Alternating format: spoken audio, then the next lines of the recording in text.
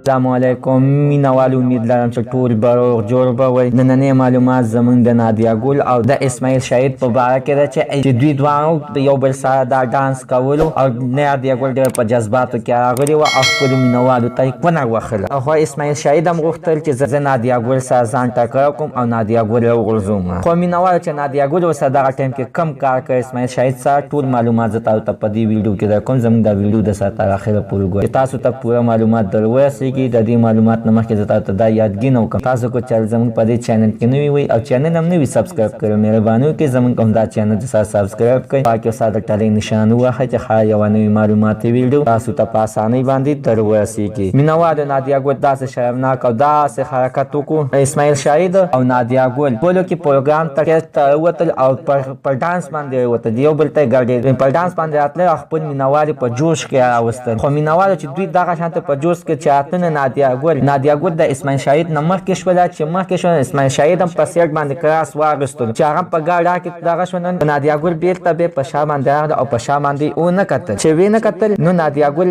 د اسماعیل شاهد سره ډغره وخوړه، چې ډغره وخوړه دوی د هغه اوږده اوږده سنډل اچول او راپرېوتل. چې نادیه ګل راپرېوته نو اسماعیل شاهد ته یې داسې وکتل، اسماعیل شاهد ورته په خوله باندې لاس کېښود چې غلی شه نور څه ونه وې، ځکه چې سټیج ته بیا به مینوال راپسې خاندي چې دوی خپلو کې څه اتفاق نشته. اسماعیل شاهد ورته باندې داسې حرکت وکړ چې یعنې اسماعیل شاهد د نادیه ګل خاوند دی. خو مینوالو نادیه ګل دغه ټیم کې یعنې د ډزې وخوړه او بده او سزا پکې نه دی مات شوی. مینوالو د دوی په خبره باندې ستاسو څه خیر دی چې دوی په سټیج ته راځي، په ډانس او په ګډاګانو باندې راځي او بیا دوی ته نه ګوري چې یعنې څه کېږي او ډزې وخوړه بیا یو بل ته داسې وکتل. یعنې دغه ټیم کې کو اسماعیل شاهد ورته په خوله باندې لاس نه وښود، دوی خپلو کې جنګ جګړه کول او ټوله شوه یې ختموله. مینوالو زموږ د نننۍ معلومات ته د دې ځای پورې د نوي معلومات دپاره د زموږ همدا چینل د سره سبسکرایب کړئ، خوا کې یو ساده ټلۍ نشان ووهئ چې ښایي یوه نوې معلوماتي ویډیو تاسو ته په اسانۍ باندې در ورسېږي.